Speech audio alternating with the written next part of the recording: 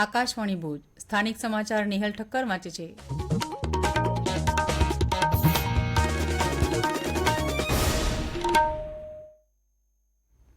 નમસ્કાર.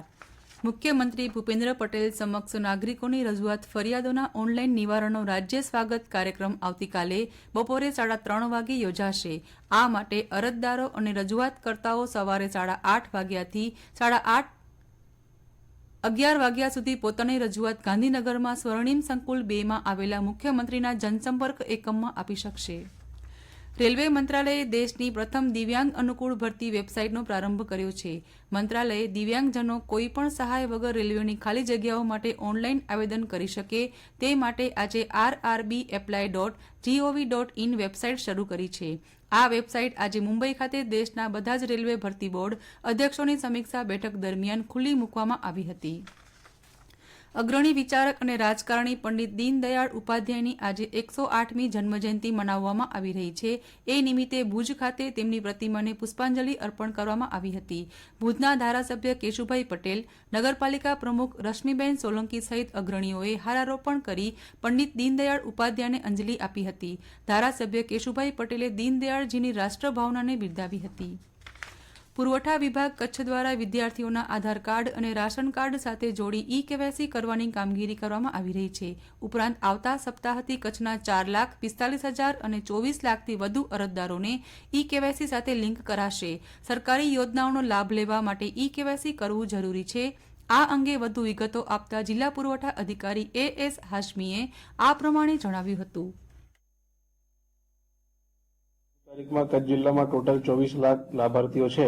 NFSA અને non NFSA તમામના મેમ્બરના ઈ-કેવાયસીની કામગીરી ચાલુ છે, જેમાંથી 2.5 લાખ જેવાની કામગીરી સંપૂર્ણ થઈ ગઈ છે. હવે શિષ્યવૃત્તિ મેળવવા માટે પણ સરકારે ઈ-કેવાયસી ફરજિયાત કર્યું છે. તેમાં અમે 4,45,000 જેવા સ્ટુડન્ટ્સ, જેમાં પ્રાઇવેટ અને ગવર્મેન્ટ બંને આવી ગયા, અને including students of college also, એ લોકોની ઈ-કેવાયસી કરી રહ્યા છીએ. અને દરેક ગામમાં VCE અને જે કંટ્રોલના સંચાલક છે એ લોકો દ્વારા કામગીરી લઈને, બાયોમેટ્રિક લઈને દરેક સ્ટુડન્ટના ઈ-કેવાયસી કરી રહ્યા છે. જે છેવાડાનો વિસ્તાર છે ત્યાં અમે બંને VCE અને FPS ને ત્યાં મોકલીએ છીએ. ગામડામાં જ મોકલીએ છીએ કે એ લોકોને સિટી સુધી ના આવવું પડે, અને કેમ્પ પણ યોજીએ છીએ. 3 ઓક્ટોબરથી નવરાત્રીનો પ્રારંભ થઈ રહ્યો છે, ત્યારે માતાના મઢમાં દેશદેવીમાં આશાપુરાના દર્શનાર્થે મોટી સંખ્યામાં પગપાળા અને વાહનોથી માઈ ભક્તો આવે છે. તેમને આવકારવા માટે માતાના મઢધામ સજ્જ થઈ રહ્યું છે. મઢ જાગીરના અધ્યક્ષ રાજાબાવા યોગેન્દ્રસિંહજીના હસ્તે 2 ઓક્ટોબરે રાત્રે 9 કલાકે ઘટ સ્થાપન વિધિ કરવામાં આવશે. પ્રથમ નવરાત્રીથી આઠમ સુધી દર્શનાર્થીઓ માટે સવારના 5 વાગ્યાથી રાત્રે 12 વાગ્યા સુધી મંદિરના દ્વાર ખુલ્લા રાખવામાં આવશે. સાથે પરંપરા મુજબ હવનની રાત્રિએ મંદિરના દ્વાર આખી રાત ખુલ્લા રહેશે. નવરાત્રીના 4 દિવસ અગાઉ પશ્ચિમ કચ્છ પોલીસ દ્વારા પૂરતો બંદોબસ્ત ગોઠવાશે.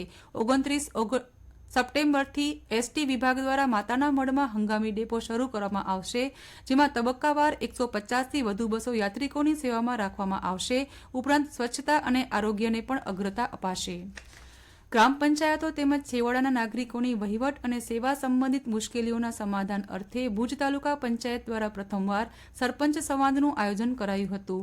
પ્રમુખ વિનોદભાઈ વરસાણીની અધ્યક્ષતામાં યોજાયેલ રાજ્યમાં સંભવતઃ પ્રથમ વખત અને હવેથી દર મહિને નિયમિત થવાના આ સંવાદમાં રજૂ થયેલા વિવિધ પ્રશ્નો માટે તાલુકા પંચાયત તરફથી નિરાકરણ માટે શક્ય તમામ પ્રયાસો કરવામાં આવશે તેવી ખાતરી અપાઈ હતી. તેમજ મહિલા સરપંચો પણ હાજરી આપે તેવું ઉમેર્યું હતું.